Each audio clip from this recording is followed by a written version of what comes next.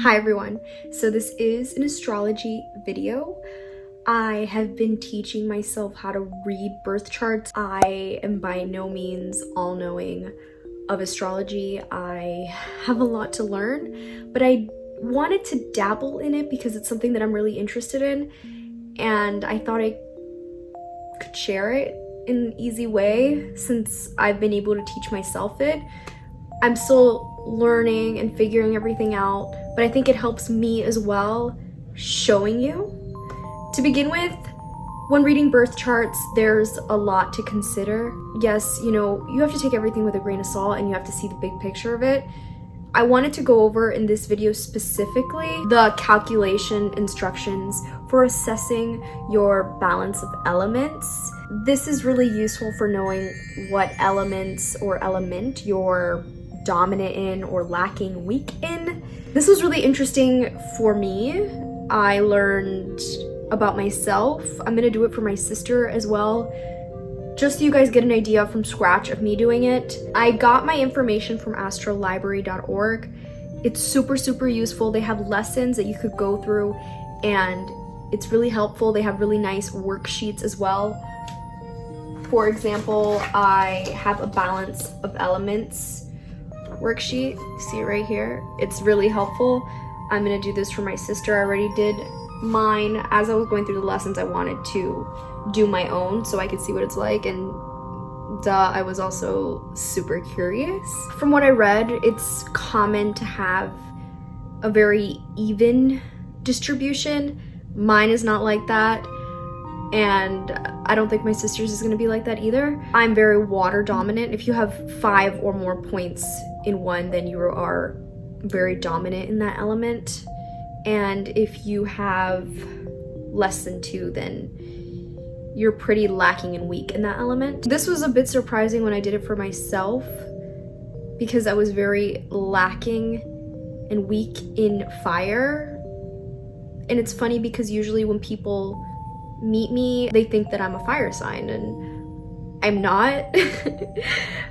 I'm gonna go into more of that as well in my later videos because I've started to realize why that is, and it makes a lot of sense. It has to do with the aspects and conjunctions.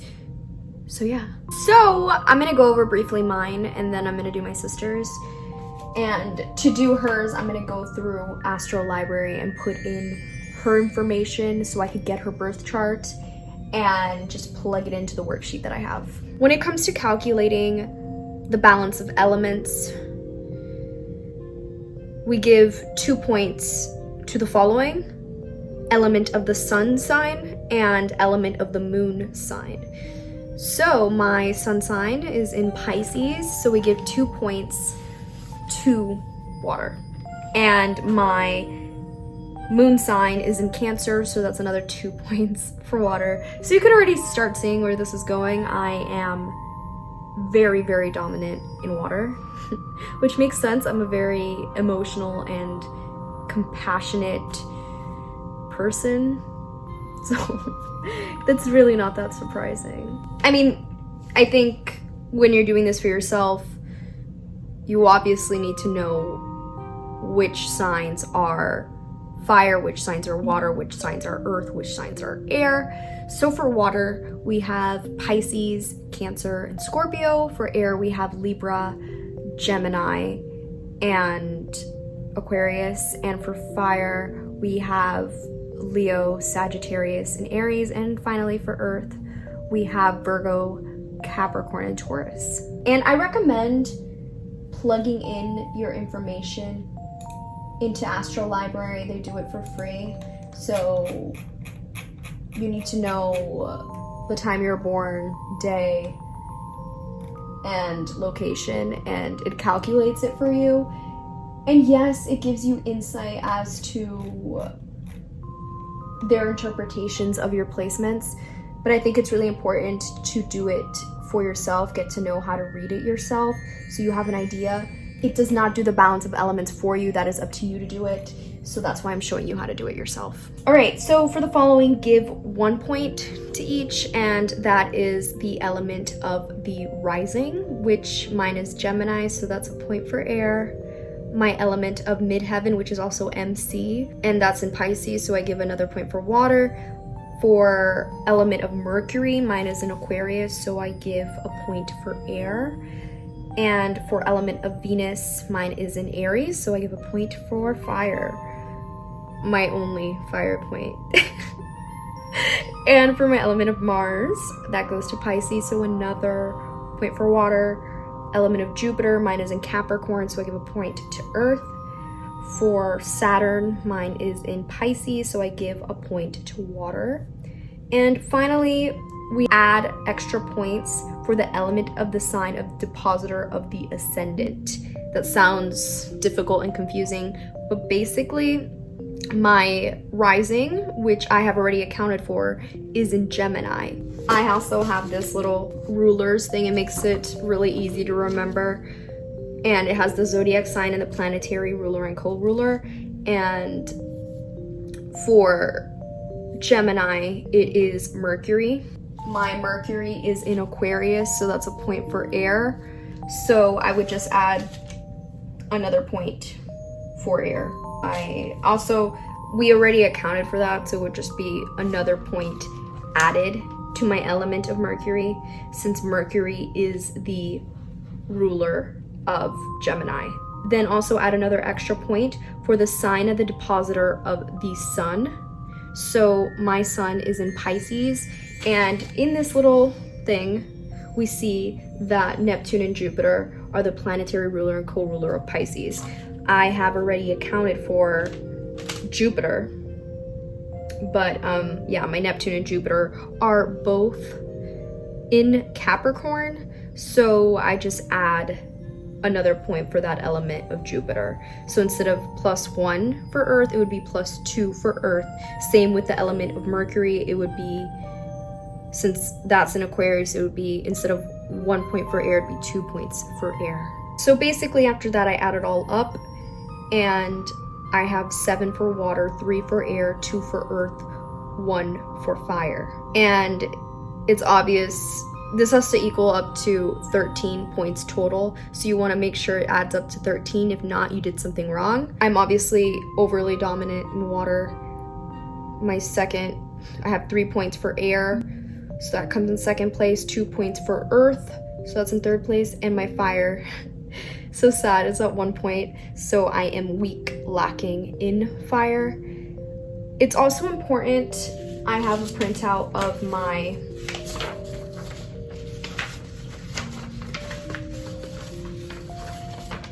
I also have a little printout of mine, and it tells you to look at the degrees. If there's anything in the 29th degree, then you have to split the point between that sign and the sign after it. So it'd be half a point for each. So if you have anything in the 29th degree, do that. I don't, so I don't need to split it between elements or signs. And then when you're done, Astro Library has this really cool thing where you could read up on what it means to be dominant in water. So I'm gonna show you guys, since I'm dominant in water.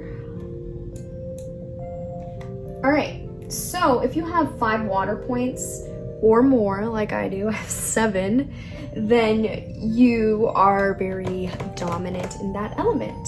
So this denotes a person who is overly moody, sensitive, vulnerable, sentimental, empathetic, responsive, dependent, nurturing, protective, secretive, personal, flowing, intuitive, imaginative, and passive.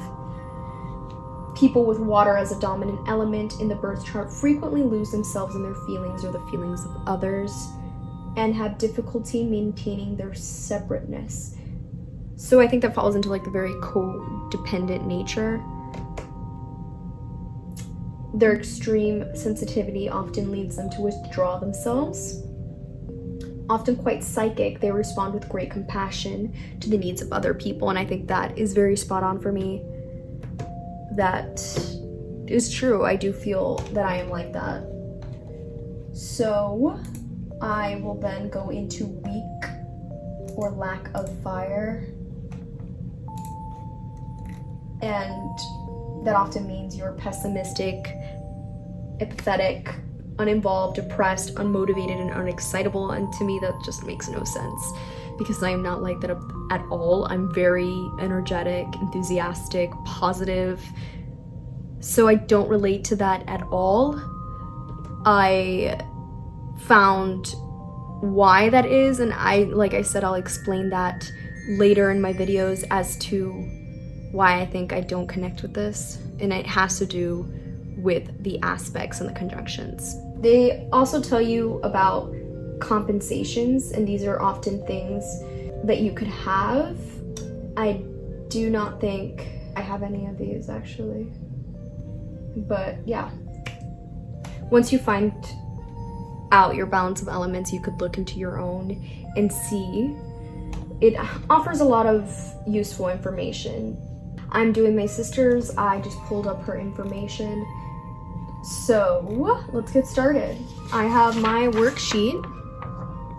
You don't have to use the worksheet, but it just looks nicer and it also makes it easier, more organized. And I mean, you could keep it so you remember.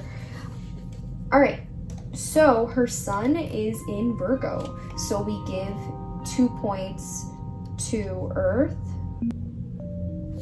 Let's see. Her moon is in Gemini, so we give 2 to air. So everything else we're gonna give it 1 until it comes to adding that extra point for the depositor of the sun and the ascendant. She doesn't have anything in the 29th degree, so that's fine. Mercury is in Libra, so we give 1 for air. See it? Venus is in Leo, so we add a point for fire. Mars is in Capricorn, so we add a point for earth. Jupiter is in Cancer, so we add a point for water. Saturn is in Gemini, so we add a point for air. And for Uranus, Neptune, and Pluto, we're not going to fill those out, only if the element of the sign depositor of the ascendant and the sun are in any of those planets. So for ascendant, that's Capricorn, so it's a point for earth, and for midheaven, that's in Libra, so a point for air. So now her ascendant is in Capricorn. Like we said, that's a point for earth. So for the element sign of the depositor, we look at what the planetary ruler and co-ruler is for Capricorn, and that's Saturn. So my sister's Saturn placement is in Gemini. So instead of 1 point like I have here for Saturn, we're gonna change that to 2. And for the depositor of the sun sign, which her sun sign is in Virgo. And what is the planetary ruler and co-ruler of Virgo? That is Mercury. See, the little table of ruling planets is really useful. So Mercury.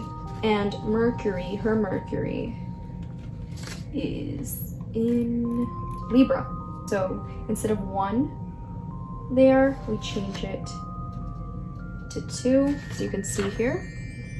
Fix that to 2. Now we're gonna add it up. For air, it's gonna be 7. And for earth, this will be 4, water 1, fire 1. Yep, and that equals to 13. So she is lacking in water and in fire. So dominant in air, weak or lacking in water. So for dominant air element, this describes a person who is overly intellectual, questioning, conceptualizing, synthesizing, observant, objective, detached, unrealistic, indecisive, talkative, interacting, and cooperating. It usually signifies a person who lives in their mind, restlessly seeking knowledge and sharing their thoughts with other people, somewhat impersonal, emotionally detached, yet they thrive on communication and social interaction. That sounds like my sister. Weak or lack of water element. This usually means controlled, closed, unresponsive, impersonal, insecure, out of touch.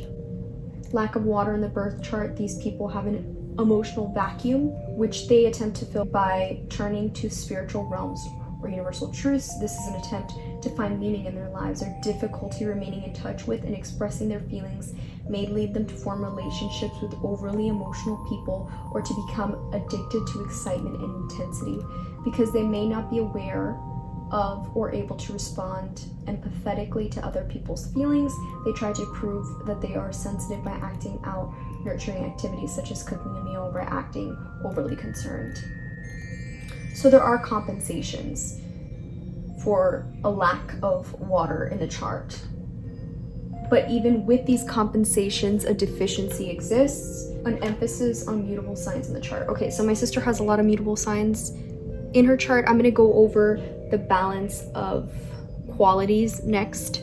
So that is a big compensation that she has. I think I touched upon lack of fire because I had a lack of fire, so I will not say that again.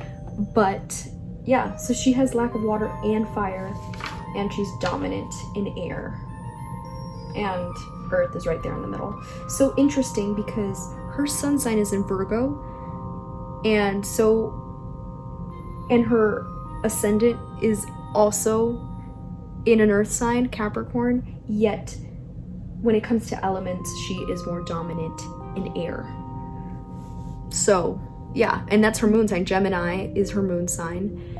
So it's very interesting, I think. Like for me, I'm a Pisces and I turned out to be very dominant in water, so checks out. But see how you really need to know your full chart and figure out this balance of elements to really see, because we hear it all the time. People are like, oh, you don't really seem like this sign, you don't really seem like this.